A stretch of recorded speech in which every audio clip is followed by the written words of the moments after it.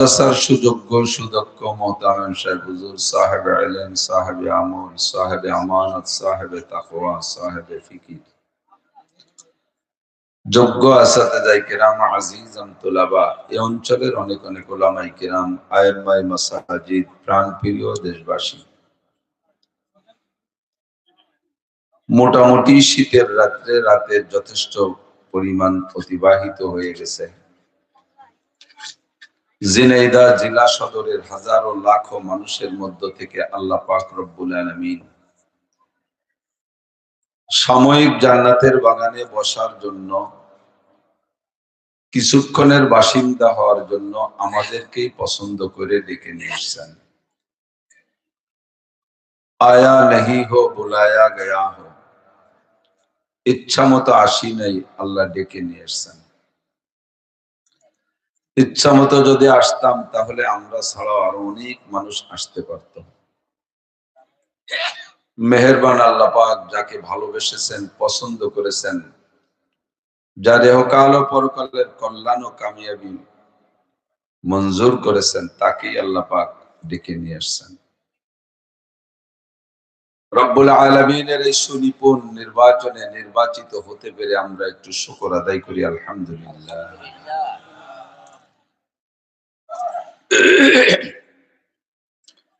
প্রত্যেক মজলিসের আদব আলাদা। গানের মজলিসের একরকম আদব, রাজনৈতিক সমাবেশের একরকম আদব, মাঝে মাঝে দেখবেন হাটে বাজারে লেকচারাররা আসে, দাঁতের মাজন বিক্রি করে, সাপ খেলা বান্দর খেলা দেখায়, কিছু সালসা মালসা আজগুবি কিছু ওষুধপাতি তৈরি করে এনে বিক্রি করে, যা আসমান জমিনের নিচে কোথাও পাওয়া যায় না ওনার কাছে ছাড়া। হাটের পাশে দাঁড়াইয়া সারিন্দে গিটার হারমোনিয়ামের টান দিলে চুম্বকের মতো আকর্ষণ করে পুরো হাট বাজারের মানুষগুলো ওই জায়গা জমা করে ফেলে। নাই, প্যান্ডেল নাই, স্টেজ নাই, কোনো সাজসজ্জা নাই, গেট নাই, লোকের অভাব নাই।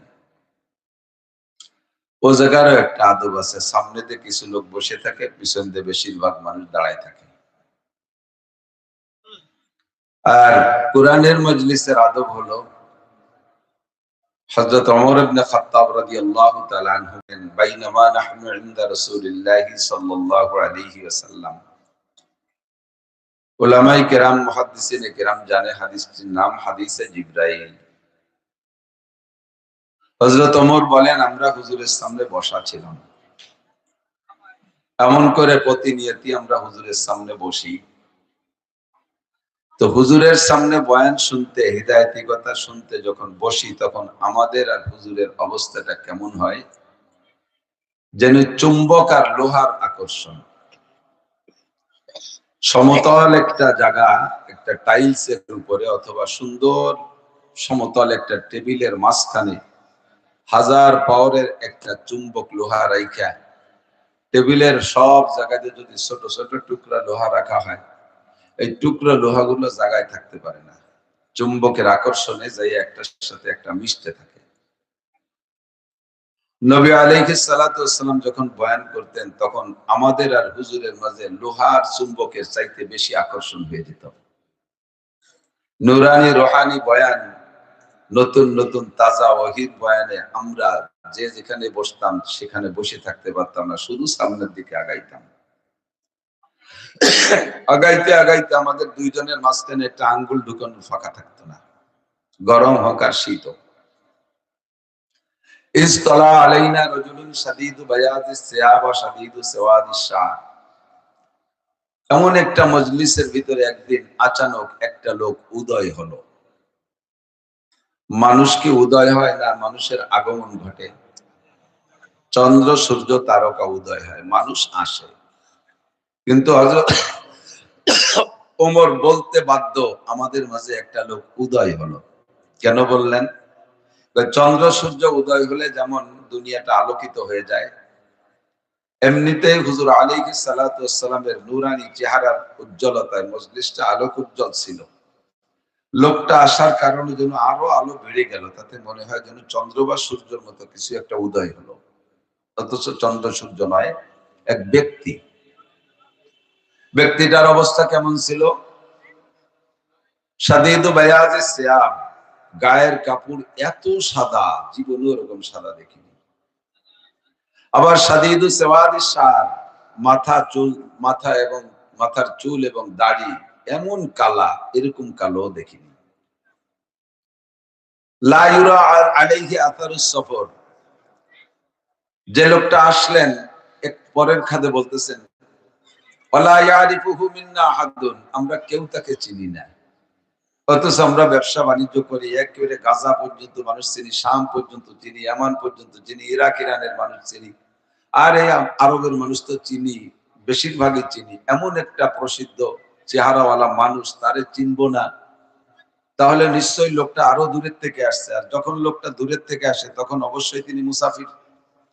আর মুসাফির হলে তার সাথে কিছু সফরের আলামত পাওয়া যায়। এক নম্বরে, মরুভূমির দেশ, লম্বা লম্বা পথ অতিক্রম করে আসলে গায়ের জামা যত ভালো থাকুক, এটা ধুলোবালিতে ময়লা হয়ে যাবে, তা না, একেবারে ধবধবে সাদা।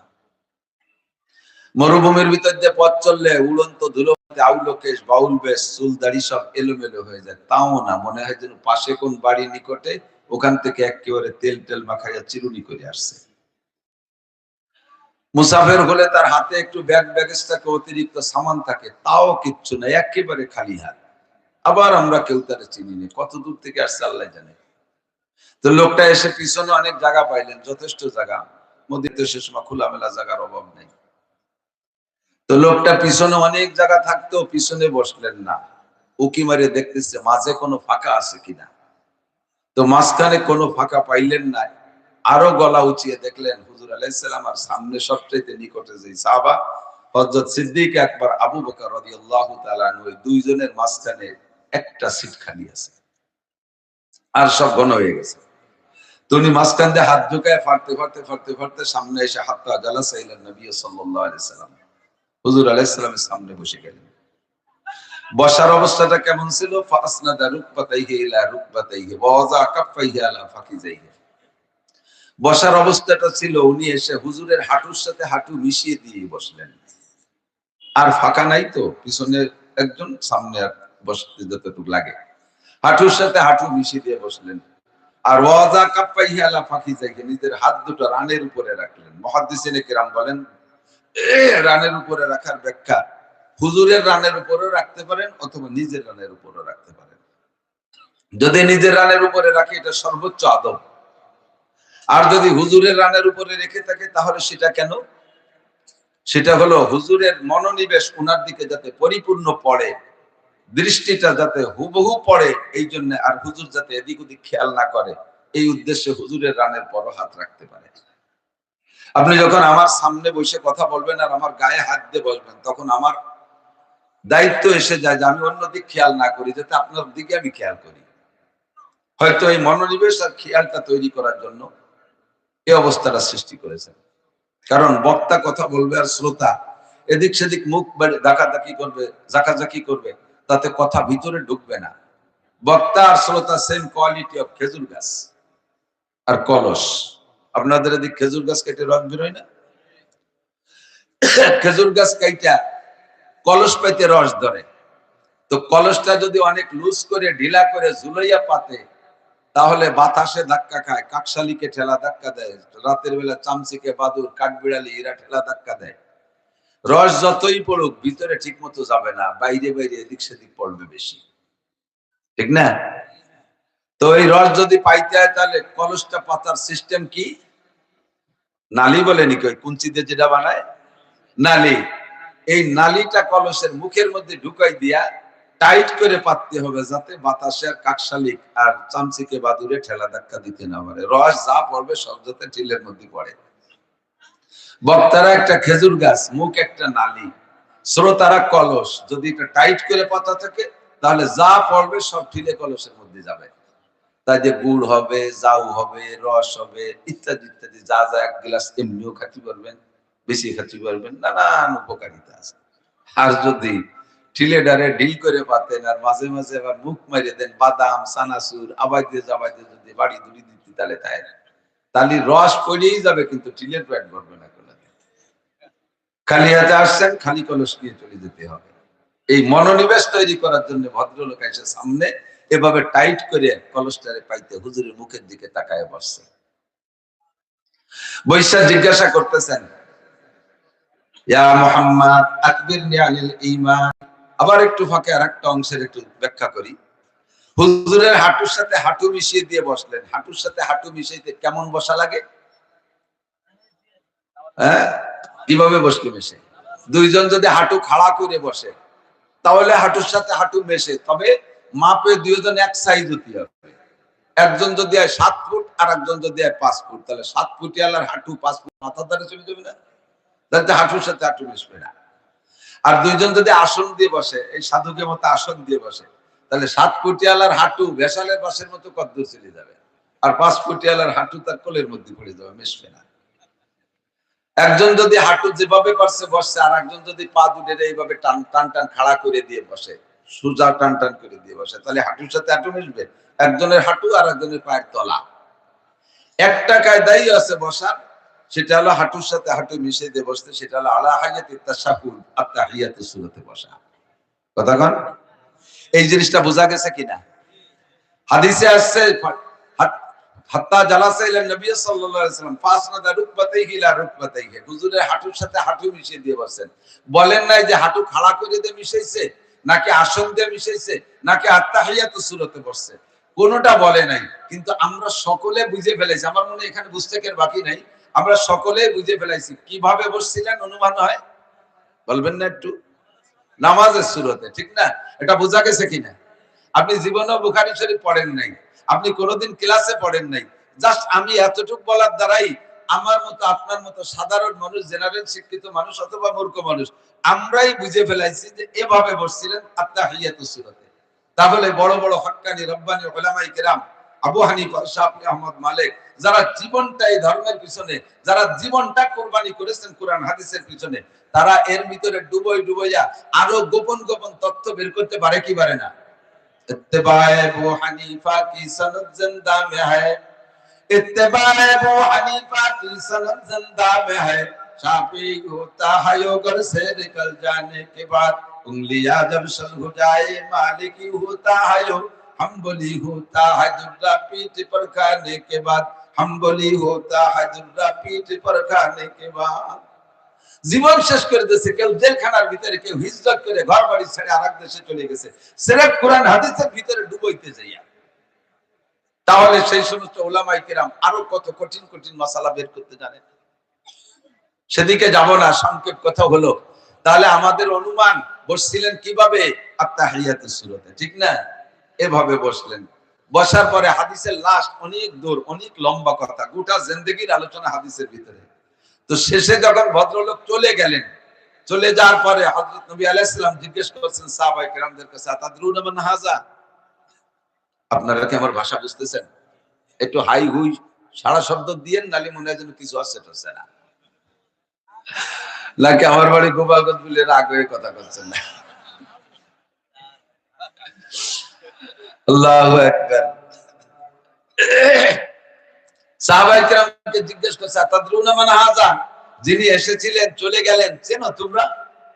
সাহাবায়ে কেরামদের স্বভাব আবার তো ভিন্ন রকম, যদি বোঝেনও জানেনও তবুও হুজুর জিজ্ঞেস করলে কোনটা ওইভাবে জবাব না দিয়ে ওটা রাসূলের কাছেই ছেড়ে দিতেন। আল্লাহু ওয়া রাসূলুহু আলাম। অনেক সাহাবা ভাবে টের পাইছে কে এসেছিলেন, টের পাওয়া সত্ত্বেও ওদিকে না নিয়ে বললেন যে আল্লাহু ওয়া রাসূলুহু আলাম, যিনি আসছিলেন উনি কে, আল্লাহ আল্লাহ রাসূলই ভালো জানে। আমরা তো জানি, যেটুকু জানি তাই আমাদের চেয়ে বেশি ভালো জানেন আপনি, এবং আল্লাহ তো আরো ভালো জানেন। কথা ঠিক কিনা? এটাই হবে নিয়ম। জিজ্ঞাসার পরে আপনার মনে কেউ যদি কোনো কিছু জিজ্ঞেস করে, জবাব দেওয়ার জন্য অত ব্যস্ত হবেন না। যদি আপনার ওই জবাবটা অন্য কেউ দিয়ে দেয়, তাহলে বাস শুকরিয়া, আপনার ঘাড়ে আসলো না। মান সামাতা নাজা, যে কথা কম কয় সে বিপদ থেকে বাঁচে বেশি, সে কম বিপদে পড়ে। আর যে একেবারে চুপ থাকে, মান সামাতা, যে একেবারে চুপ থাকে, সে ফানাজা, সে কোনো বিপদে পড়বে না। যে না হাঁটে সে স্লিপ করে না, যে না হাঁটে সে পড়ে না, যে কথা না বলে তার কথা সংক্রান্ত কোনো ভুল তার থেকে প্রমাণ। ফাঁকে একটু এসে গেল বলে নেই, সম্ভবত মসনবির ভিতরে কিসসা আসছে। এক বাদশার ছেলে, এক রাজার একটাই মাত্র ছেলে, রাজপুত্র, পরবর্তীতে উনি রাজা হবেন এমন একটা ভাব। ছেলেটা রাজার ছেলে, সেরকমই সব দিক দিয়ে, মেধাবীও সেরকম, লেখাপড়ায় সেরকম, সব দিক দিয়ে একে। কিন্তু ছেলেটা যখন বড় হয়ে উঠছে, সাবালেগ হয়ে গেছে, তখন ওই ছেলেটা কথা কয় না। আব্বারে আব্বা কয়ে ডাকে না, মা রে মা বলে ডাকে না, কে সাথে কথা কয় না। তো বাদশার ছেলে পরবর্তীতে সে বাদশা হবে, আর বাদশা হতে গেলে, রাজা বাদশা হতে গেলে তো কত কথা কওয়া লাগে, কথা কওয়া লাগে না? কমপক্ষে নির্বাচনটা সামনে করে কত ব্ল্যাঙ্ক ফায়ার মারতে হয় না? কথা কয় না, টের পাচ্ছে না? ব্ল্যাঙ্ক ফায়ার মারা লাগে না? এতদিন যে যা করছে সব, এটা করছে, ওটা করছে, সেটা করছে, সব নষ্ট করছে। এবার খালি একবার আমারে চান্স দেন, দেখান কি দেখাই, দেখেন কি করে ছেড়ে দেই। রাস্তাঘাটে খাল বানায় দেবো, 12 মাস কাল নৌকো বের হবে, আসমান ভেঙে জমিনে নামাবো, লাঠির মধ্যে নৌকো পড়বো। এরকম কিছু ব্ল্যাঙ্ক ফায়ার তো মারা লাগে। এর জন্য তো কথা কওয়া লাগে, ভাষণ দেওয়া লাগে। তো রাজার ছেলে পরবর্তীতে ভাষণ দিতে পারবে না, তো কিভাবে শাসন করবে? এখন ওই বাদশা বড় চিন্তায় পড়ে গেছে, ছেলে তো কথাই কয় না, কেতু কুতু সুরি দিলেও হাসে না, কোনো তাই কথা কয় না। এখন মন্ত্রী পরিষদের কে নিয়ে উনি বলছে যে আমার ছেলেদের কথা বলানো যায় কিভাবে। তো এক স্বরাষ্ট্র মন্ত্রী বলছে, স্যার আমারও যদি দায়িত্ব দেন আমি ওর কথা বলে আনতে পারি। হ্যাঁ যা, তাড়াতাড়ি যা টাকা লাগে তোমার আলাদাই নাম দেবো।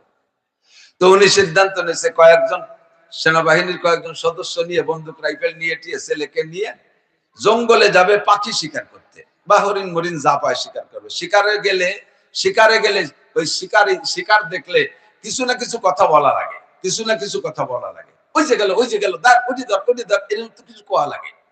তো যেভাবে হোক ওই জায়গা গেলে কথা কবে একটা অনুমান, যেভাবে গুছাই গাছাই নিয়ে গেছে, যাইতেছে জঙ্গলের মধ্যে দিয়ে হাইটা, পাখি দেখলে গুলি করবে, হরিণ দেখলে গুলি করবে, যা পাবে এরকম গুলি করবে। এর মধ্যে দেখে এক ডালে পাখি পুকি, মানে ওদের হাতে বন্দুক রাইফেল দেখে সব পাখিও নীরব, পাখিতে কথা কয় না, সব পাখি চুপ, কোনো পাখি কথা কয় না, চেউ করে শব্দ নাই, বন্দুক দিয়ে সব থেমে গেছে। কারণ পাখিরে যদি আওয়াজ না করে, পাতা পুতোর মধ্যে আটকে রয়েছে, পাখি তো জানা যাচ্ছে না কোনটা কোন জায়গা, গুলি করবে কিভাবে, কোনটা শিকার খুঁজে পাচ্ছে না। এর মধ্যেই একটা পাখি ডেকে উঠছে, যখনই ডেকে উঠছে ওই পাখিটারে তাক করে গুলি করে দিয়েছে, আর পাখিটা পড়ে গেছে। এই সময় বাদশার ছেলে কয়, মান সমাতা না যা, মান সমাতা। জঙ্গলে হাজার হাজার পাখি, কেউ কথা কয় না, কেউ গুলি খেলো না, ও কথা কইয়ে মেরেছে। ও যদি কথা না বলতো তাহলে ও গুলি খাইতো। কথা কন, মান সমাতা। আমরা বক্তারা স্টেজে ঘন্টার পর ঘন্টা কথা বলি, এক শ্রেণীর শ্রোতা আছে যে তারা কিছু শিখার জন্য আসে, হুজুর বড় আলেম, এত নাম করা হুজুর, অবশ্যই কিছু আধ্যাত্মিক কথা বলবে, অজানা কিছু বলবে, শিখে নেব। আর একদল আসে হুজুরের লুকমা দিতে, দেখি হুজুর কোথায় ভুল বলে, এইটা দিয়ে অ্যাটাক করবো। আছে না নাই? এরকম মানুষ বহুত আছে।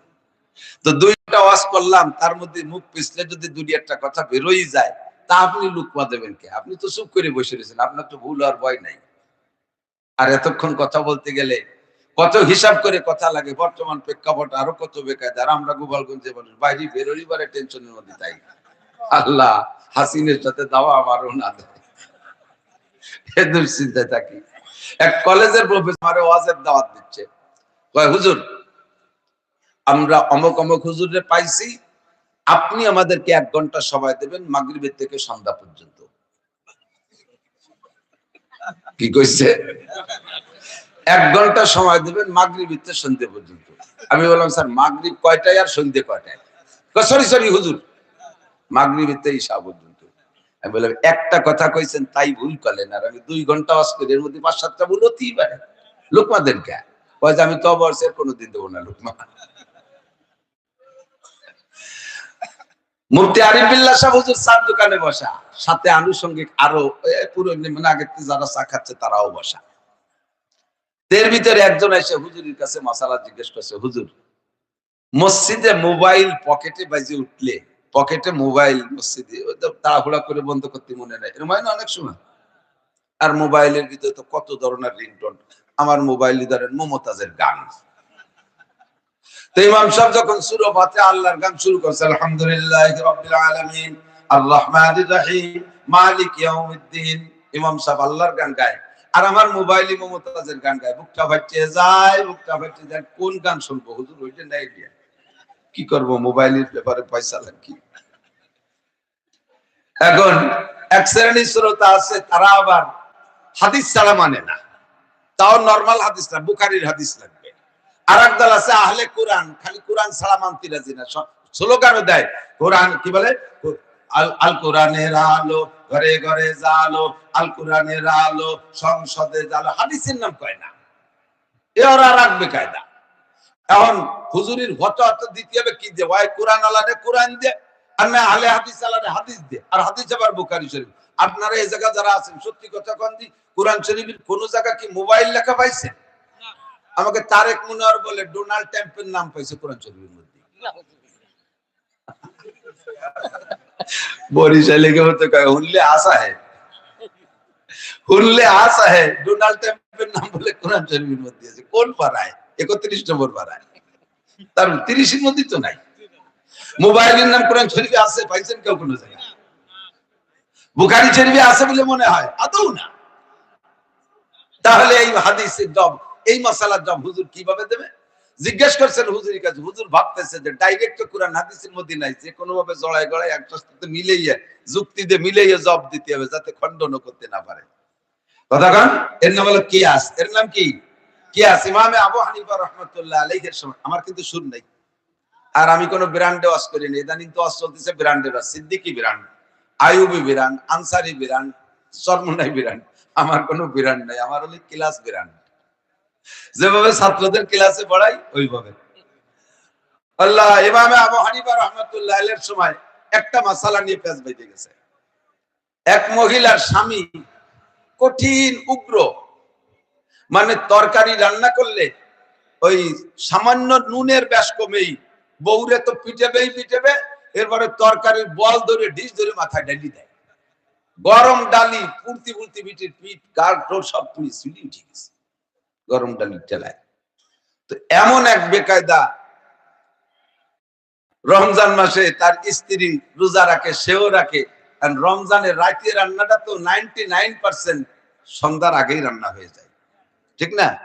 তো সন্ধ্যার আগে যদি কোনো রোজাদার মানুষ তরকারি রান্না করে, তাহলে সে এই তরকারি, ঘরে তো তার সেই জাহেল স্বামী, যদি নুন একটু বেশ কম হয়ে যায়, তাহলে তো তালাক হয়ে যেতে পারে। অন্য কোনো সময় খালি বউরে তালাক দেয় না, শাউরও দিয়ে দেয়। আছে না এর মাত্রা কিছু? তুই তালাক, তোর মা তালাক, যে হুজুর দিয়ে বিয়ে পড়েছে হুজুর তালাক, হুজুর শুদ্ধ তালাক দিয়ে দেয়। এমন মাত্রা স্বামী, তার তরকারিতে লবণ বেশ কম হয়ে গেলে তো পিঠির চামড়া থাকবে না। এই মুহূর্তে এই মহিলা জিব্বেই দিয়ে, খেয়াল করেন, একটু তরকারি কি একটু ঝোলের কিছু অংশ জিব্বেই দিয়ে লবণ চাকতে পারবে কিনা? লবণ চাকতে পারবে? আমি যা ঠেয়াবো বলে করছি তাই কই বেলা দিচ্ছে, কোন কিতাবে পাইছেন? এখন পারবে তো? রমজান মাসে জিব্বে লবণ জাল ইত্যাদি লাগলে এর তো ক্রিয়া কিছু না কিছু ভিতর পর্যন্ত অনুভব হয়, তাতে কি তার রোজা ভাঙবে না থাকবে? এখন সব মুফতিরা কেউ কোরআন শরীফে মাসলা খুঁজে পাই নাই, হাদিসিও পাচ্ছে না, খুঁজে পায় না, তো পাই না। এখন সবাই করছে যে না, এই মাসলা তো কোরআন হাদিস পাওয়া গেল না, এখন ইজমা করতে হবে বা কিয়াস করতে হবে, কিছু একটা করতে হবে। এই খবর যাইতে যাইতে ইমামে আবু হানিফা রাহমাতুল্লাহ আলাইহির কাছে গেছে যে হযরত, এই মাসালাটা আসছে ইস্তেফতা, এর জব কোরআন হাদিসে কি আছে? হ্যাঁ, হাদিসে আছে তো। সব মুহাদ্দিসিনরা হতভম্ব, পুরো হাদিস নবী আলাইহিস সালাম থেকে যা আসছে সেই সময় পর্যন্ত সমস্ত হাদিস মুখস্থ করার মানুষ ওই মজলিসে বসা। তারা কয় হুজুর হাদিস যা আছে সব শুনে দিতে পারি, আপনি তালাশ করে দেন কোন হাদিসের মধ্যে আছে যে সালুন জিব্বে দিয়ে চাকলি, জোল জিব্বে দিয়ে চাকলি, রোজা ছোটে না। কোন এই সরাসরি এই ইবারত কর। উনি বলতেছে, বেটা এর চাইতে কঠিনটা যদি থাকে, দাড়ি দল্লি তো মোস এমনি আসে, গাই কিনে আনলি পরে বাসুর পিছনে পিছনে এমনি আসে, আসে না? তাহলে এর চেয়ে বড়টা যদি আমার কোরআন হাদিসই পাই, তাহলে ছোটটা তো আনার দরকার কি? হতে এমনি হয়ে যায়। সেইটা কি? সাহাবায়ে কেরাম যুদ্ধে গেছে, সাগরের পাড়ে যুদ্ধ করছে লং টাইম। এখন যে পরিমাণ পানি তারা মিষ্টি পানি নিয়ে গেছে খাবারের জন্য, যুদ্ধের সময় লম্বা হয়ে যাওয়ার কারণে সেই পানিতে সংকুলন হবে না শেষ পর্যন্ত। কাজেই তারা চিন্তা করলেন যে এখন যদি আমরা এই পানিতে অজু গোসল সব করি, তাহলে খাবারের পানি সংকট হয়ে যাবে। কি করা যায়? ছিল রমজান মাস, ওদিকে সাগরের পানি কি পরিমাণ লবণ, জল লবণ বেশি না সাগরের পানি লবণ বেশি? সাগরের পানি লবণ বেশি না? এই সাগরের পানি ছাড়া আর উপায় নাই। এখন কি করা যায়? রমজান মাসে রোজা রাখে, রোজা থাইকা অজু গোসলটাই মিষ্টি পানিতে না করে খাবারের পানিটা এটা রাত্রে খাবো আমরা, দিনের বেলা অজু গোসল যা দরকার সাগরের পানিতে করব। তো সাগরের পানি এতে কুলিও করা যাবে, গোসল তো করাই যাবে, কুলিও করা যাবে। তো এক কুলি পানি মুখের ভিতরে নিয়ে কুলি করলে মুখের সব জায়গা লবণ হয়ে যায় না? তার হালকা হালকা লবণাক্ত গলা পর্যন্ত যায় কি যায় না? তো এত লবণ পানিতে কুলি করার পরে সেই লবণের কারণে মুখ লবণাক্ত হওয়ার পরেও যদি রমজান মাসের রোজাদারের রোজা না ছোটে, তাহলে ওই বিটি বাড়ি খাওয়ার ভয়তে একটু জিভে সালুন থাকছে, তাতে রোজা ছোটবে কে? সবাইকে ওরে বাবা, এ কি বুড়োর বুড়ো, কোন জায়গা থেকে কি সংগ্রহ করে নিয়েছে। আল্লাহু আকবার। আবু হানিফা বুদ ইমামে বাসাফা, আবু হানিফা বুদ ইমামে বাসাফা, আসরাজে উম্মতানে মুস্তাফা। পাক রব্বুল আলামিন সূরা তারকার কাছে যদি ইলম গোপন রেখে থাকেন, আমার নবী বলেন আমার উম্মতের মধ্যে একটি মানুষ হবে সে সূরা তারকার কাছ থেকে ইলম সংগ্রহ করে আইনা উম্মতের প্লেটে পৌঁছে দিতে পারবে। সারা পৃথিবীর উলামায়ে কেরামের ব্যাপারে একমত, সেই ব্যক্তি ইমামে আবু হানিফা রাহমাতুল্লাহ। ইদানিং কালে পাঙ্কু শিক্ষিত, পাঙ্কু শিক্ষিত বলেন তো, এই যে হিজবুত তাওহীদের পাঙ্কু সেলিম আছেন একটা, আরো পাঙ্কু পাঙ্কু জীবনে আরবিটাও পড়তে পারে না, কোরআন শরীফও পড়তে পারে না, আরবি রিডিং পড়তে পারে না, মাদ্রাসায় পড়ে নাই, স্কুল কলেজ ইউনিভার্সিটিতে পড়িয়া দুই চারখান ছোটি বই পড়ে কোরআন হাদিস সব শিখে ফেলাইছে। তারা এসে কয় আবু হানিফা লেখাপড়া জানতো না, উনার ইমাম ছিল না, ইমাম শাফি তো একেবারেই দামলা ছিল, আর ইমাম আহমদ ইবনে হাম্বল কোন লেখাপড়া জানতো না। পুরা কয় বা বেটা বই টুলি বস্তা বই গাদি দিতেছে। এই কথা নবী ১৫০০ বছর আগে বলে গেছে। ওয়ালা আনা আখিরু হাযিহিল উম্মাতি আউওয়ালাহা, যখন দেখবা উম্মতের শেষকালের কিছু পাঙ্কুরা আইসা আগের বড় বড় মানুষদের সমালোচনা করবে, তাদের সম্পর্কে ইমাম আবু হানিফার নামাজ হয় না, ইমাম শাফির নামাজ হয় না, আরে আহমদ শফী সাহেবের নামাজ হয় নাই, সদর সাহেবের নামাজ হয় নাই, আবুল হাসান যশোরীর নামাজ হয় না, তবলিগ ওলামার নামাজ হয় না, মুফতি আরিফ বিল্লাহর নামাজ হয় না, নামাজ সব খালি ওদের হয়, এইরকম ফতোয়া দেনেওয়ালা এক শ্রেণীর মূর্খ বের হবে কিয়ামতের আগে। কথা বলেন। হুজুরের কাছে জিজ্ঞেস করছে, হুজুর কোন দিয়ে তাহলে মোবাইলে কি মমতাজের গান শুনবো না আল্লাহর গান শুনবো? ফতোয়া দেন। হুজুর ভাবতেছেন যে কি দিয়ে কিভাবে মিলানো যায়। ভাবতে ভাবতে এদিক দিয়ে চার দোকানে মুফতি তো পাইকারি ধরে বিড়ি খাচ্ছে আর ফতোয়া দিচ্ছে, বিড়ি খাওয়া মুফতিরা জাড়িয়ে ফতোয়া দিয়ে দিচ্ছে, বিড়ি দুমার মুখ ফতোয়া একসাথে বকবক করে দিতে দেন। হুজুর আপনি থামেন আমরা কই, হুজুর আপনি থামেন আমরা কই। এত ফতোয়া দিয়ে এত গরজ খেয়ে হুজুরের উপস্থিতিতে আমি একটা উসুল বলে দিয়ে যাই। কোন একটা বিষয়, শরীয়তের বিষয় যদি আপনাকে জিজ্ঞাসা করা হয়েছে, আপনি কোরআন হাদিস পড়িও মাসলাটা জানেন নাই, অথবা কোন যোগ্য মুফতি আলেমের কাছ থেকে পড়িও আপনি শুনিও আপনি শেখেন নাই, কিন্তু আপনার যুক্তি আর উক্তি আর নিজের জ্ঞান দিয়ে উত্তর দিয়েছেন। কথা কি বুঝতেছেন? কথা বুঝতেছেন? মাসলা একটা জিজ্ঞাসা করছে, আপনি কিতাব থেকে পড়েও শেখা নাই আপনার ওই মশলাটার জব, অথবা ভালো কোনো আলেমের কাছ থেকে শুনিও শেখা নাই, কিন্তু আপনার কাছে জিজ্ঞেস করে বেলাইছে। এখন আপনার একটা ইজ্জতের ব্যাপার হয়ে গেছে, কারণ আপনি লেখাপড়া না জানলে ভালো বড় আলেম, লেখাপড়া জানে না কিন্তু বড় আলেম, তার মানে বড় যুব্য গায়ে দিয়া পাগড়ি একটা বান্দা নতুন হজ করিয়েছে, ঠেয়া যেন বিশাল বড় আলেম, অথচ লেখাপড়া জানে না।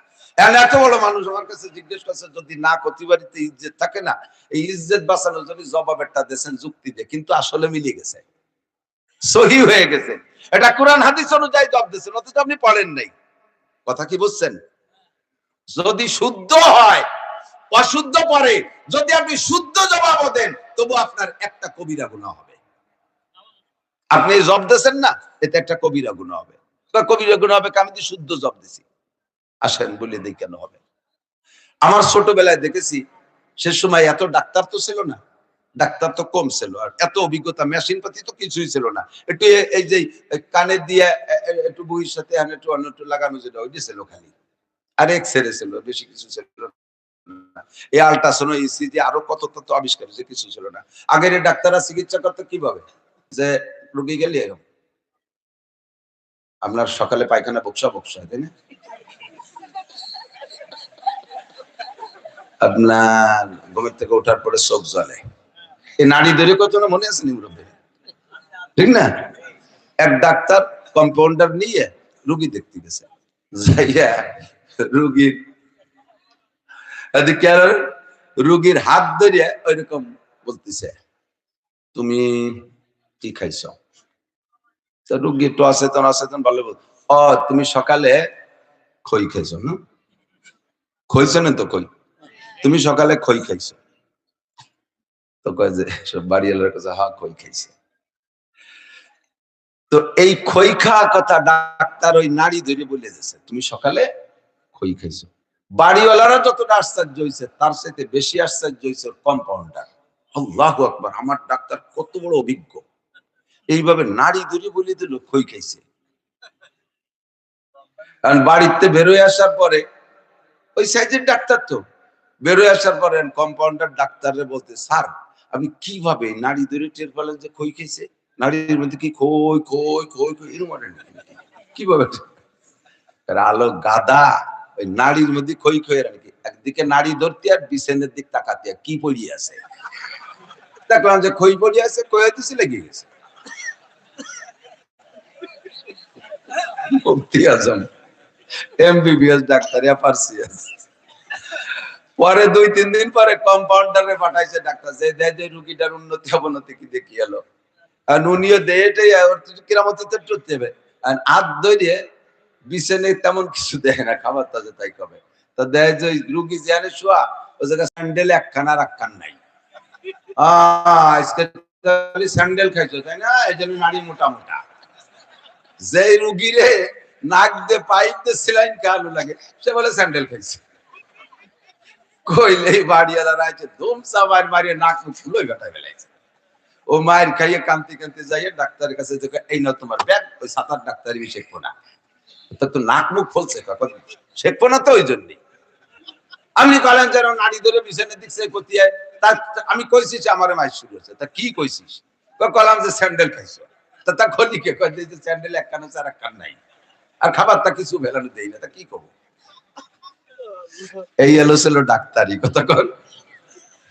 আমার সেজে আবার দাদি শাউরি, উনি ছিল বড় সিজারের ডাক্তার, লেখাপড়া কিচ্ছু জানতো না, আরবি উর্দু বাংলা অঙ্ক কিচ্ছু জানতো না, একেবারে আন্তর্জাতিক খ্যাতি সম্পন্ন মূর্খ।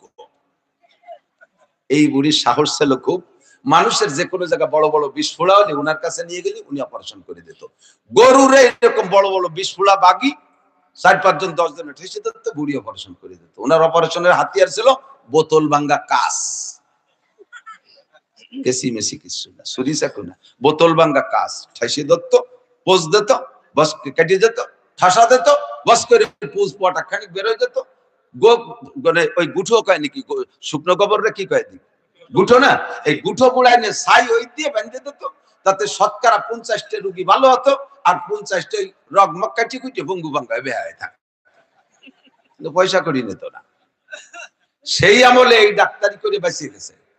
যদি এখন এই শিক্ষা দীক্ষার যুগে আইসা ওই বুড়ি এইরকম চিকিৎসা করতো, তাহলে বুড়ির নামে মামলা হতো কিনা? হ্যাঁ, মার্ডার কেসে আসামি হতে না। আর বুড়ি যদি হাজারো যুক্তি দেবে, হ্যাঁ হ্যাঁ তোমাকে কাছে ডাক্তারি ওষুধ খাতে গেলে তোমরা বস্তা খানিক টাকা নাও, ওষুধের আগে এ টেস্ট ও টেস্ট সে টেস্ট করতে করতে করতে করতে রুগীর ভিটে বাড়ি বেছে টেস্ট করার পরে ওষুধ কার পয়সা দেয় না, আমি ভিড়ি ভিড়ি চিকিৎসা করে দিছি, এ বঙ্গু ভাঙ্গা 2-4 ডোলিও ভালো তো অনেক হয়েছে। হাজারো যদি হুজুর ডাইলগ মারে আর যুক্তি দেয়, তাহলে ওই বুড়িরে কি ছাড়বে ডাক্তার? সরকার ছাড়বে? ধরিয়ে নিয়ে তুমি লেখাপড়া কি জানো, তুমি এই অপারেশন করো, তোমার সার্টিফিকেট দাও। আমার কোনো সার্টিফিকেট নেই। সার্টিফিকেট ছাড়া যদি অপারেশনে হাত দেয়, তাহলে ওই ডাক্তারের কি বাঁচার উপায় আছে? কথা বলেন। তাহলে সে জেল খাটবে কি খাটবে না? খাটবে। Same quality. এদিক তাকান। যদি এর এগেনস্টে কোন এমবিবিএস ডাক্তার, অপারেশন বিশেষজ্ঞ ডাক্তার কোন রোগীকে অপারেশন করে, আগে দেখবেন কতবার চেক করে, আজকে প্রেসার বেশি, আজ হবে না, কালকে কম, কাল হবে না, ডায়াবেটিস বেড়ে গেছে, হবে না, নিয়ন্ত্রণ করো ওষুধ দিয়ে 1 মাস 1.5 মাস পর্যন্ত ঘুরাইয়া এরপরে স্টাম্পে সই নেবে। আমার টাকা আগে দিতে হবে 1.5 লাখ টাকা, টাকা আগে দেবেন, কারণ যদি অপারেশনের সময় রোগী মারা যায় পরে আপনারা রোগী নিয়ে দৌড়াদৌড়ি করতে করতে আমার টাকা দেবেন না, আগে টাকা দেবেন। রোগী বললে আমার নামে কোনো মামলা হবে না, স্টাম্পে সই নিয়ে এরপরে অপারেশনে হাত দেয়, টাকাগুলো আগে নিয়ে এরপরে অপারেশনে সই দেয়, অপারেশনে হাত দেয়। এই অপারেশনের ডাক্তারের হাতে, এমবিবিএস, এফআরসিএস, বিসিএস ডাক্তার, এর হাতে যদি রোগী অপারেশনে মারাও যায় তবুও তার নামে মামলা হবে না, তবুও তার নামে মামলা হবে না। তার সে বিল যেটা ছিল এই টাকায় 1 টাকা কম হবে না। কথা বলেন ঠিক না? Same quality. হক্কানি একজন আলেম মুফতি আরিফ বিল্লাহ সাহেব, উনার কাছে শরীয়তের কোনো মাসআলা জিজ্ঞেস করলে উনি যদি জবাব দিতে যায় কোরআন হাদিস ঘাটিয়ে জবাব দিতে যে জবাবটা ভুলও দিয়ে ফেলে তবু আল্লাহ উনার একটা নেকি দান করবে। আর আপনি লেখাপড়া কিছু জানেন না, বকলমে বুতা, শরীয়ত সম্পর্কে জানেন না, আপনার উক্তি আর যুক্তি দিয়ে ওই বোতল ভাঙা কাজ দিয়ে ফৌজ দেবেন, মামলা করে যাবেন। যদি আপনার মাসালা সহিও হয় তবু আপনি একটা গুনাহ হবে, একটা কবিরা গুনাহ হবে, তো সগীরা না। কথা কি বলছেন? এই জন্য বেশি না খাওয়া ভালো, চুপ থাকা ভালো। মান সমাতা না যা। আর একজনে বললে যাক, বলা হয়ে যাচ্ছে যাক, আমি ওই জায়গায় মুখ বাড়াতে যাবো, ক্রেডিট দেখাইতে যাই। আল্লাহু আকবার। সাহাবায়ে কিরামকে নবী পাক জিজ্ঞেস করেছেন, আতাদরুনা মান হাদা, জানেন কে এই লোকটা এতক্ষণ কে বসা ছিল আমার সামনে কথা বললেন? সাহাবায়ে কিরাম টের পাওয়ার পরও বললেন, আল্লাহু ওয়া রাসূলুহু আলামু। উনরা বলেন না যে জি হুজুর বুঝছি কিডা আইছে, তো জিবরাইল। এ বলে নাই, বললেন আল্লাহু ওয়া রাসূলুহু আলামু, আল্লাহ আল্লাহ রাসূলই ভালো জানে। নবী পাক জবাব দিলেন, ইন্নাহু জিবরিল আলাইহিস সালাম, উনি হলেন জিবরাইল আলাইহিস সালাম। আতাকুম ইউআল্লিমুকুম দীনাকুম, এসেছিলেন তোমাদেরকে দিন শিক্ষা দেওয়ার জন্য। দিন শিখবা কিভাবে, বসবা কিভাবে, একেবারে বসার থেকে শুরু করে দিন কি সবগুলো শিখাইলেন। 1 নম্বরে ঈমান কি জিনিস জিজ্ঞেস করছেন, হুজুর জবাব দিয়ে দিয়েছেন। 2 নম্বরে ইসলাম কি জিনিস জিজ্ঞেস করেছেন, জবাব দিয়েছেন। 3 নম্বরে ইখলাস কাকে বলে, ইহসান বা ইখলাস কাকে বলে, হুজুর জবাব দিয়েছেন। 4 নম্বরে কিয়ামত কবে হবে, হুজুর জবাব দিয়েছেন। 4টের ভিতরে দুনিয়া আখিরাতের সব আইসা গেছে। 30 পারা কোরআন শরীফ 4 প্রশ্নের জবাবের মধ্যে অসংখ্য হাদিসে 4 প্রশ্নের জবাবের মধ্যে চলে আসছে। শুরুটা করছে কিভাবে, উস্তাদের সামনে বক্তা শ্রোতা বা উস্তাদের সামনে ছাত্ররা বসবে কিভাবে, আগে বসা শিখাইছে। আরে বক্তার সামনে শ্রোতা বসবে কিভাবে, আগে বসা শিখাইছে। পীরের সামনে মুরিদ বসবে কিভাবে, আগে বসা শিখাইছে। বড়দের সামনে ছোটরা বসবে কিভাবে, আগে বসা শিখাইছে। দোস্তরে এই মজলিসে এই বয়ানটা শোনার পরে কমপক্ষে প্রথমবারের মতো একবার একটু সুন্নতি তরিকায় বসবেন, একবার একটু সুন্নত তরিকায়। না পারলে আবার জায়গায় চলে যান, সমস্যা নাই। আল্লাহ পাকের শরীয়ত আর সাহাবায়ে ফেরেশতাদের সিস্টেম হলো মানুষের প্রথম হালাত দেখে। খেয়াল করেন, মানুষের প্রথম আর শেষ দেখে, শুরু আর শেষ দেখে, শুরু আর শেষ। শুরুটা যদি ভালো হয়, বসার আদব 3 প্রকার, বসার আদব 3 প্রকার। একটু বলেন কয় প্রকার? ছোটরা কান উড়ানিয়ালারা বসার আদব কয় প্রকার? 3 প্রকার। 1 হাঁটু উঠাইয়া, দনু হাঁটু উঠাইয়া, অথবা আত্তাহিয়াতু সূরাতে দনু হাঁটু বিছাইয়া, 3 প্রকারের 1 প্রকারে বসা। এটা নামাজের মধ্যে 1 প্রকার, খানা খাওয়ার সময় 2 প্রকার, খানা খাওয়ার সময় 2 প্রকার। তার ভিতরে নামাজের মধ্যে যেটা এটা হলো মূল সুন্নাত। এভাবে বসে খানাও খাইতে পারেন আপনি খানা খাওয়ার সময় এভাবে আত্তাহিয়াতু সূরাতে বসছেন, কিন্তু বেশিক্ষণ পারতেছেন না। খানা খাওয়ার সময় পাছার নিচে পিঁড়ি দিয়া 2 হাঁটু উঠাইয়া বসাও সুন্নাত। আপনার বুড়িটা যদি এত বড় হয়, এই বুড়িয়ালা পেটালা মানুষ যদি 2 হাঁটু উঠে পাছার নিচে পিড়িয়ে দিয়ে বসে, কতক্ষণ থাকবে? ওর পেটে ওরে ঠেলা দিয়ে চিৎ করে ফেলা দেবে না? মোটা মানুষের রান মোটা, ও বাবা বসতে পারে না, 1 পায়ের উপরে ভর দিয়ে আর 1 পা খাড়া করে বেশিক্ষণ থাকতে পারে না। তুমি পারবা না, এটা আল্লাহ জানে। লা ইউকাল্লিফুল্লাহু নাফসান ইল্লা উসাহা। আল্লাহ পাক মানুষকে সাধ্যের বাইরে কষ্ট দেয় না। মানুষের যেখানে যে কষ্ট, সেখান থেকে আল্লাহ ব্যবস্থা রেখেছেন। ইউরিদুল্লাহু বিকুমুল ইউসরা ওয়া লা ইউরিদু বিকুমুল উসর। আল্লাহ পাক সর্বক্ষেত্রে আসানের মুআমালা করেছেন। নবী পাক বলেন, শুরুটা করো সুন্নতি তরিকায়, এরপরে তুমি যদি ওভাবে বসে না থাকতে পারো, চেয়ারে উঠে টেবিলে খাওগে যাও, সমস্যা নাই।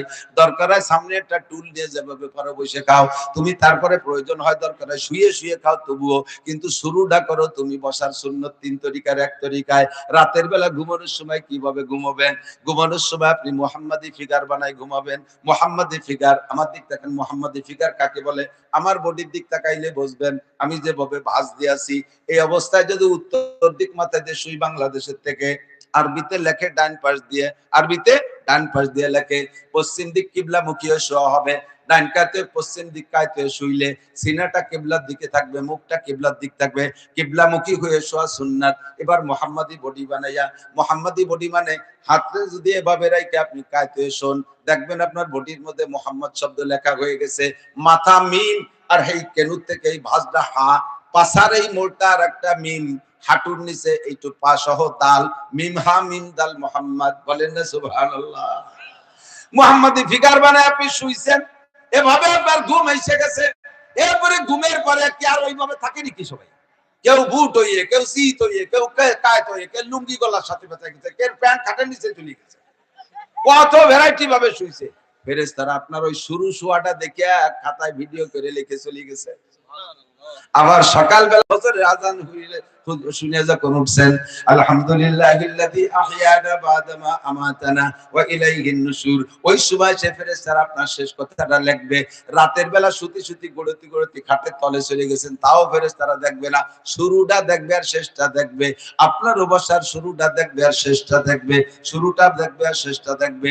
আপনি যখন বাথরুমে ঢোকেন তখন শুরুটা কেমন, বাইরে থাকতে একটা দোয়া পড়বেন, বাম পা দিয়ে ঢুকবেন, ঢোকার পরে আপনি দরজা বন্ধ করে দেওয়ার পরে আর ফেরেশতারাও জায়গা যাবে না, কারণ আপনি ওর মধ্যে যে কিভাবে না কিভাবে বসেন ওইটা তো ফেরেশতারা দেখতে চায় না। বাথরুমের মধ্যে যে লুঙ্গিটা খুলে আল্লাহর সাথে বাজায় দিয়ে সিগারেট একটা ধরাইয়া একেবারে ছানা বাঁধতে বসে ফেরেশতারা কত ওখানে শুয়ে আগ তবুও কিছু পাবে না। বেরো শুরু দেখছি ভালো, আবার বেরোবি ভালো, জরুরত সেই পানি খরচ করে পরিষ্কার হইয়া এরপরে বাইরে বেরোনোর সময় ডান পাতে বের হবা, বাইরে বেরো এসে দোয়া পড়বা। বাথরুমের থেকে বেরোনোর দোয়া কি? আলহামদুলিল্লাহিল্লাযী আত'আমানা, হয় না? বাথরুমের থেকে বেরোনোর দোয়া কি? গুফরানাকা আলহামদুলিল্লাহিল্লাযী আযহাবা আনিল আযা ওয়া আফানি। বেরোয় এসে শুকর আদায় করবেন, বেরোয় এসে শুকর আদায় করবেন। গুফরানাকা, আল্লাহ ক্ষমা চাই তোমার কাছে, আলহামদুলিল্লাহ সব প্রশংসা তোমার, আল্লাযী আযহাবা আনিল আযা, যে আল্লাহ আমার পেটের থেকে কষ্টদায়ক জিনিস বের করে দিয়েছে, ওয়া আফানি, আমি বড় শান্তিতে ছিলাম, আমাকে শান্তি দিয়েছেন। পেটের মধ্যে যদি বাথরুম আটকে যায়, পরিষ্কার যদি না হয়, ক্লিয়ার না হয়, বড় শান্তি লাগে কি লাগে না? এই পেটের থেকে বাথরুম পয়লা বের করে দেয়া, এটা কার ইহসান? একটু জোরে বলেন, কার দয়া? হাজার হাজার টাকার ঔষধ খেয়েও বাথরুম ক্লিয়ার হয় না, এমন একদল আছে না নাই? এই যে জানি কেটে চলে যাইতে। ও না না না, ওরা আরেক মাদ্রাসার ছাত্র না, আরেক মাদ্রাসা, ওকে শেষ ছাত্রী উঠতে বলে যাইতে দেন। আমরা তো একটু পরে যে না এতে ঘুমাবো, আল্লাহ বলেন কাল 9টার দিকে উঠবো, ওকে শেষ ছাত্রী উঠা লাগবে, যা করে চলে যাবে। আলহামদুলিল্লাহ, গুফরানাকা আলহামদুলিল্লাহিল্লাযী আযহাবা আনিল আযা ওয়া আফানি, আমারে ঘুম থেকে কি বলা হয়, বাথরুম থেকে পেটটা পরিষ্কার করে প্রশান্তি দিয়েছে কে? একটু জোরে বলেন না কে? আরে অনেক খাওয়ানো যায় কিন্তু পায়খানা করানো যায় না। আমার কাছে টাকা আছে, পয়সা আছে, মাছ গোশ বিরিয়ানি ইত্যাদি দিয়ে আপনার খাওয়াইলাম, কিন্তু পেটে যাওয়ার পরে যদি সময় মতো বাথরুম না হয়, এই অশান্তিটা আমি আর কিছু দিয়ে দূর করতে পারবো না। আমি তো ডাক্তার না, এই অশান্তি থেকে আমারে বাঁচাইতেছে কে? ঘুমানোর সময় দোয়া পড়ছেন, আল্লাহুম্মা বিসমিকা আমুতু ওয়া আহইয়া, আল্লাহ তোমারই নামে মরিতেছি, আবার তোমার নামে বাঁচবো। আল্লাহুম্মা বিসমিকা আমুতু, ঘুম মানে মরণ, সেম মরণ, ঘুম আলো মরণের সাদৃশ্য, এই জন্য ঘুমের সময় দোয়া পড়ছে, আল্লাহুম্মা বিসমিকা আমুতু, আল্লাহ তোমার নামে মরিতেছি, ওয়া আহইয়া, বাঁচলেও তোমার নামেই বাঁচবো। আবার সকালবেলা ঘুম থেকে দোয়া পড়ছেন, পড়েন তো না বেশিরভাগ মানুষ, শুধু মসজিদের ইমাম সাহেব বা মুয়াজ্জিন সাহেবের দায়িত্ব আছে শেষ রাত্রে উঠে মাইকে একটু পড়িয়ে দেওয়া আল্লাহু আকবার, তাও মুয়াজ্জিন সাহেব পড়ছে মসজিদে এসে, কিন্তু দোয়াটা পড়তে হবে হলো বিছানায় থাকতি, হয়তো জায়গা পড়ছে, সবাইকে স্মরণ করার দিয়ে জন্য মাইকে ধরছে। কি দোয়া পড়ছেন ঘুম থেকে উঠা? আলহামদুলিল্লাহিল্লাযী আহইয়ানা বাদামা আমাতানা ওয়া ইলাইহিন নুশুর, সব প্রশংসা ওই আল্লাহর যে আল্লাহ আমাকে 6-8 ঘন্টা মেরে রাখার পরে আবার বাঁচাই দিয়েছে, আহইয়ানা আমাদেরকে বাঁচিয়ে দিয়েছেন, বাদামা আমাতানা কিছুক্ষণ মেরে রাখার পরে। তার মানে ঘুমছিলাম মানে মরা ছিলাম, ঘুমছিলাম মানে মরা ছিলাম। মরা মানুষের ঘরের থেকে যদি চোরে ডাকাতি অনেক মাল নিয়ে যায়, মরা মানসিকতা ঠেকাইতে পারে। আর ঘুমন্ত মানুষের ঘরের ভিতরে চোরে সিংকাইটা ঢুইকা অনেক কিছু বেরিয়ে নিয়ে যায়। আরে মরা মানুষের ঘরের কাছে মাথার কাছ থেকে নিয়ে গেল যেমন টের পাই না, ঘুমন্ত মানুষের কাছ থেকে নিয়ে গেলেও টের পায় না। কাজেই মরা আর ঘুম প্রায় সেম। এজন্য দোয়া করছি আলহামদুলিল্লাহিল্লাযী আহইয়ানা বাদামা আমাতানা ওয়া ইলাইহিন নুশুর। সব প্রশংসা ওই আল্লাহর, যে আল্লাহ আমাকে কিছুক্ষণ মেরে রাখার পরে আবার আমাকে বাঁচাই দিয়েছেন। বলেন না আলহামদুলিল্লাহ। ওয়া ইলাইহিন নুশুর। যুবক খেয়াল করো, যে আল্লাহ 6 ঘন্টা মেরে রাখার পরে সকালবেলা বাঁচাই দিতে পারছে, ওই আল্লাহ তাআলা স্থায়ী মত দেওয়ার পরে আবার কিয়ামতে উঠাইতে পারবে কি পারবে না? একটু জোরে বলেন, পারবে কি পারবে না? তাহলে কোন তামাশায় পয়লা তুমি পাগলামি সাগলামি করো? তুমি কি মনে করছো? ভাবছো দুনিয়াটা মস্ত বড়, খাও দাও ফুর্তি করো, আগামীকাল বাঁচবে কিনা তা তো অবশ্যই বলতে পারো না। আর বাঁচলে না, মরেই গেলে মরা পর্যন্ত যদি শেষ হইতো তাহলে কোনো ওয়াজ নসিহত করতাম না, বরঞ্চ আপনাদের থেকে আমরা আকাম বেশি করতাম। কারণ দুনিয়ার থেকে যতটুকু ভোগ করে পারি, মরা পর্যন্ত শেষ, মাটি হয়ে যাব তো আর কি আছে। কাজেই মরার আগে জেনা, ব্যভিচার, মদ, গাঁজা, ইয়াবা, ফেন্সিডিল, হিরোইন, সুদ, ঘুষ, চুরি, ডাকাতি, লুচ্ছমি, বদমাইশি যা আছে সব করিয়ে যাব মন বইরা, কারণ মরা পর্যন্তই শেষ। কিন্তু দুঃখের বিষয় হলো বা আফসোসের ভয়ের বিষয় হলো, মরা পর্যন্ত শেষ না, বরঞ্চ মরার থেকে আসলটা শুরু হবে। মরার পরে আসল শুরু, মরার পরে আবার উঠতে হবে। আল্লাহ কে মিনহা খালাকনাকুম ওয়া ফিহা নুঈদুকুম, মিনহা খালাকনাকুম ওয়া ফিহা নুঈদুকুম ওয়া মিনহা নুখরিজুকুম তারাতান উখরা। ও মানুষ, তোমারে মাটি থেকে বানাইছি। জোরে বলেন, আমাকে আপনাকে কি দিয়ে বানাইছে? জানা আছে কি দিয়ে বানাইছে? বানাইছে কি আপনার আমার আব্বা মা, আমার আপনার রাজা রানী, আমার আপনার নেতা নেত্রীরা, নাকি আমারে বানাইছে আমার আল্লাহ? আল্লাহ কে তোরে কেউ বানাই নাই, 33 কোটি দেবদেবী তোরে বানাই নাই, দুনিয়ার কোন রাজা বাদশা বানাই নাই। মিনহা খালাকনাকুম, মাটি থেকে আমি তোরে বানাইছি। আল্লাহ কে আমি তোরে বানাইছি। অফিহা নুঈদুকুম, আবার তুমি যত পাগলামি করো, যত নেতা হও, যত ধনী হও, যত বড় লোক হও, আলা ইয়া সাকিনাল কাসরিল মুআল্লা, আলা ইয়া সাকিনাল কাসরিল মুআল্লা সাতুদফানু আন করিবিন ফিত তুরাবি, গার ইমারত রাবরি বার আসমা আকিবাত জেরে জমি গারদিনিহা। 500 তলা দালাল মানে তার মাথার উপরে যদি বসবাস করো, ওখান থেকেও তোমাকে মাটির নিচে আসতেই, তোমাকে আসতে হবে না আনা হবে, আসতে হবে না আনা হবে। আবার মাটির নিচে যাওয়ার পরে তুমি মনে করছো মাটির নিচে চলে আইছে, আর কি হয়ে গেল, মরে গেলাম, মাটি হয়ে গেলাম, আর কোনো ঝামেলা নাই। আল্লাহ কয় আমিনা নুখরিজুকুম তারাতান উখরা, আবারও তোরে আমি বের করব। কিভাবে বের করবে? এদিক কিয়ামতের মাঠে আল্লাহ পাক বড় বিপদে পড়ে যাবে।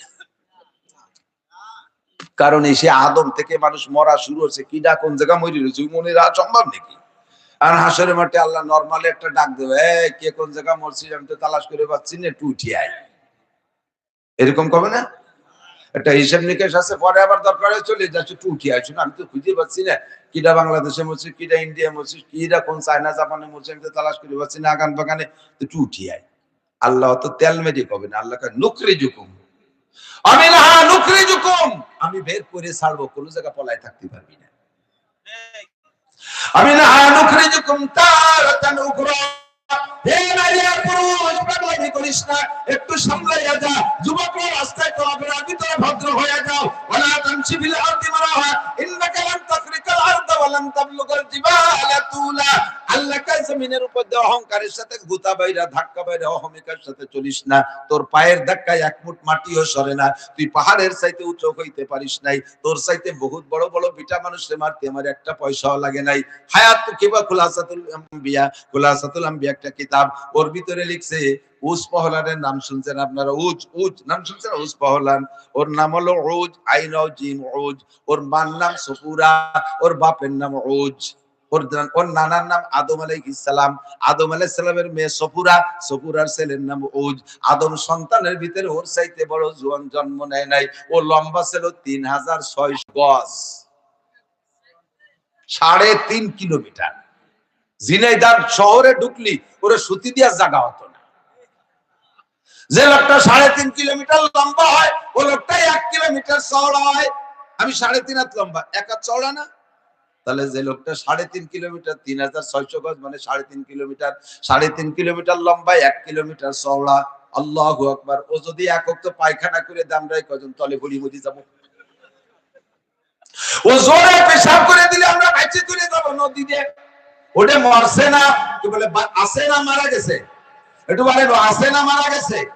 আরে অত বড় মাস্তানরে মারতে আমার একটি পয়সা খরচ হয় না। তোমার মতো ঝিনাইদহ, গোপালগঞ্জ, কালীগঞ্জ, আরে মাগুরা ফাগুরা যেখানে আছো বাংলাদেশি মস্তান, তোমাদেরকে মারতে আমার একটা পয়সাও লাগে না। শুক্রবারে একটা জাকি দিছি, মনে আছে? এদিকে হয়েছিল জাকি? শুক্রবারে একটা জাকি দিছি, আব্বা 5 বছরের বাচ্চারে ফেলাইতে দে দৌড়। আব্বা 5 বছরের ছেলেরে ফেলাইতে দৌড়, ঘরের ভিতরে বউ বাচ্চারে ফেলে রেখে দৌড় মারছে। একটা মাত্র জাকি দিছি, তেমন কোনো ক্ষয়ক্ষতি করিনি। একটা বিল্ডিং আমি ভাউলমুল করে ভেঙে ফেলাই নাই, কোন জায়গায় একটা জমি অদশায় দেই নাই। কিন্তু এমন একটা জাকি দেব, ইজা জুলজিলাতিল আরদু জিলজালা ওয়া আখরাজাতিল আরদু আসকালাহা। ওই দিনের জাকিতে ভিতরে যা আছে সব উগরাই দেবে। ইজা সামাউ ফাতারাত ওয়া ইদাল কাওয়াকিবু ইনতাসারাত ওয়া ইদাল বিহারু ফুজ্জিরাত ইজা ওয়াকাতিল ওয়াকিয়া লাইসা লিওয়াকাতিহা কাযিবা খাফিদাতুর রাবিয়া ইজা রুজ্জাতিল আরদু রাজ্জা ওয়া জিবালু বাসা ফাকানাত হাবাআম মুনবাসা। পাহাড় পর্বত গুলো তুলার মতো উড়বে, আসমানটা ফাইটে টাস টাস করে চুরো চুরো হয়ে যাবে, পায়ের নিচে জমিনটা হারিয়ে যাবে। এমন একটা ঝাঁকি একদিন আসতেছে। কথা বলেন আসতেছে কিনা? ও যুবক, পাগলামি করো না, মুস্তানি করো না। একটু মোটরসাইকেলটা ভদ্রতার সাথে চালাও। এমন ভাবে চালায় মোটরসাইকেলের চাল চলন দেখিয়া শয়তান খালের নিচে নামিয়ে দাঁড়ায়। আল্লাহ, তোমার কাছ থেকে আমি কিয়ামত পর্যন্ত হায়াত নিয়েছি, পান কোগে মোটরসাইকেলের সাথে লাগলে আমি মরি যাওয়ারই পথে। দোস্তরে, শয়তান মরে না, মূর্তি মূর্তি তুমি মরো। কথা কন, মূর্তি মূর্তি মোটরসাইকেলে তুমি মরো। ওইভাবে চলো না, তুমি বেঁচে থাকো, তুমি বড় দামি মানুষ হও। আপনাদের এই ঝিনাইদহ সন্তান আমাদের গোপালগঞ্জে এই 1 বছর উনি এসপি ছিলেন, অত্যন্ত ভদ্র মানুষ, অত্যন্ত ভালো মানুষ। আপনাদের এই ঝিনাইদহ কি বলে চিফ জুডিশিয়াল ম্যাজিস্ট্রেট আমাদের গোপালগঞ্জে এখনো রানিং আছে। আপনাদের এই যশোরের সন্তান ডিসি কামরুজ্জামান সাহেব গোপালগঞ্জে একেবারে গোপালগঞ্জ জয় করে দিয়ে চলে গেছে। দোয়া করি তুমি ঝিনাইদহ সন্তান এরকম একটা দামি দামি ডিসি হও, ওইরকম একজন এসপি হও, ওইরকম একজন চিফ জুডিশিয়াল ম্যাজিস্ট্রেট হও, তুমি একজন ভালো মানের এসপি হও, তুমি একজন ভালো মানের ডিআইজি হও। এ দোয়া করি তুমি ওইভাবে পাগলের মতো ছাগলের মতো নাইচা তুমি অ্যাক্সিডেন্ট করে মরো না। ওয়ালা তামশি ফিল আরদি মারাহা। লাস্ট ফিনিশিং চলে গেছি ওয়াজ করতে করতে অন্যদিকে। যে আয়াত পড়ছি সে আয়াত না পড়লে আবার আয়াতের তর্জমা না কইলে একদল কয় কি কওমি মৌলবীরা সৌজন্যমূলক আয়াত একটা পড়ে ওয়াজ করে এদিক ওদিক দিয়ে। ওয়াজটা হলো আমি এই জায়গা বসে ইচ্ছা মতো ওয়াজ করতে পারবো না, যা এই জায়গার প্রয়োজন ওইটি আল্লাহ শিখাই দেয় তাই বলি। তাতে পড়ছি একটা, তার দিকে না গেলে আমার কিছু আসে যায় না। কিন্তু বাকি যা বলছি এটা প্রয়োজনীয় না অপ্রয়োজনীয় সেইটা দেখার বিষয়। अल्फाज की बीचू में उलझती नहीं दाना, गौस का मतलब है सदब से ना के गहर से। আল্লাহু আকবার। জ্ঞানীরা ভাষা নিয়ে টুকি করে না। যেমন সাগরে যারা মুক্তা খুঁজতে যায় তারা পানি মাপতে যায় না। অল্প পানিতেও যদি মুক্তা পাই নিয়ে বাড়ি চলে আসা যায়। সাগরের স্তরের পর মুক্তা পাইলে বাড়ি নিয়ে আসা যায়। যদি উপরে না পাওয়া যায় তাহলে 500 হাত পানির নিচে ডুব দেওয়া লাগে। আর 500 হাত পানির নিচ থেকে যদি ডুবইয়া মতি খুঁজতে হয়, মুক্তা আনতে হয়, তাহলে ডুবুরিরা ছাড়া কেউ পারবে না। আর উপরে উপরে যদি পাওয়া যায় অল্প পানিতে, তাহলে ছোট বড় সবাই 2-1 খান কামাই করে খাবে। কথা কন ঠিক কি ঠিক না? এই জন্য নরমাল ভাষায় সাধারণ গ্রাম আঞ্চলিক ভাষায় আমি কথা বলি যাতে ছোট বড় সকলেরই ফায়দা হয়। আল্লাহ পাক বলেন মান আমিলা সালিহান মিন যাকারিন আও উনসা। নারী আর পুরুষ যে নেক আমল করবা, যেই নেক আমল করবা, ওই নেক আমল তোমার আমলনামার বস্তার মধ্যে থাকতে হলে আমলনামার বস্তার তলায় একটা সেলাই দিতে হবে। সেলাইটার নাম হলো মুমিন, ঈমানের সেলাই। যদি আপনার আমলনামার বস্তার তলায় ঈমানের সেলাই না থাকে, সারা জীবন ভরে নামাজ রোজা হজ যাকাত দান খয়রাত মসজিদ মাদ্রাসা তাসবিহ তাহলিল জিকির ফিকির তাবলীগ সরমনাই ইত্যাদি করে বস্তার মধ্যে রাখবেন, কোনোদিন আপনার বস্তা ভরবে না। বস্তা ভরার জন্য হলো শর্ত আমলনামার বস্তার তলার নিচে ঈমানের সেলাই। যদি ইমানের সাথে নেক আমল করে নারী আর পুরুষ, আল্লাহ পাক বলেন দুইটা প্রতিদান, একটা হলো দুনিয়া, একটা হলো আখিরাত। দুনিয়াটা হলো ফালানুহিয়ান্নাহু হায়াতান তাইয়্যিবা, দুনিয়ার জীবন যাপন বড় সুখময় করে দেব, কোনো অশান্তি থাকবে না। আলিয়াবুদু রাব্বা হাযাল বাইত আল্লাযী আতামাহুম মিন জুইন ওয়া আমানাহুম মিন খাউফ, ইমানের সাথে যদি এই ঘরের রবের ইবাদত করো, সে আল্লাহ পাক তোমাকে পর্যাপ্ত রিজিকের ব্যবস্থা করে দিবে, আর সকল প্রকার ভয় ভীতি থেকে নিরাপদ বসবাসের ব্যবস্থা করে দিবে। আর আখিরাতেরটা হলো ওয়ালানাজিয়ান্নাহুম আজরাহুম বিআহসানি মা কানু ইয়ামালুন, আমল যতটুকু করবা তার চেয়ে নেকি বেশি দেব, আমল যতটুকু করবা নেকি তার চাইতে বেশি দেব। এক ওয়াক্ত নামাজ জামাতের সাথে জামে মসজিদে পড়বা, তোমারে 527 ওয়াক্ত নামাজের নেকি দেয়া হবে। কোরআন শরীফের একটা হরফ পড়বা, কমপক্ষে 10টা নেকি দেয়া হবে। একবার একটু আমার সাথে বলেন আল্লাহ, 4000 নেকি। যতটুকু আমল করবা তার চেয়ে নেকি বেশি দেয়া হবে। আল্লাহ তাআলা আমাদের ঈমানের সাথে নেক আমলগুলো সহিভাবে করা তৌফিক দান করুন, সবাই বলি আমিন। পরবর্তীতে আরো বহুত বুজুর্গানে দিন রয়েছে, আমি আশ্চর্য হয়ে যাচ্ছি এই বুড়ো বুড়ো পীর মাশায়েখদেরকে এত রাত পর্যন্ত কিভাবে ধরে রাখবে, কেউ রাগ করে চুরি টুরি না যায়। তার ভিতরে একজন মুরব্বী চলে আসছে, যেহেতু নিজেদের মানুষ যশোরে হুজুর, এই জন্য হুজুর কষ্ট হলেও ধৈর্যের সাথে রয়েছে। আমার যেতে হবে অনেক দূর, সকাল 6টায় ফ্লাইট সিলেটের।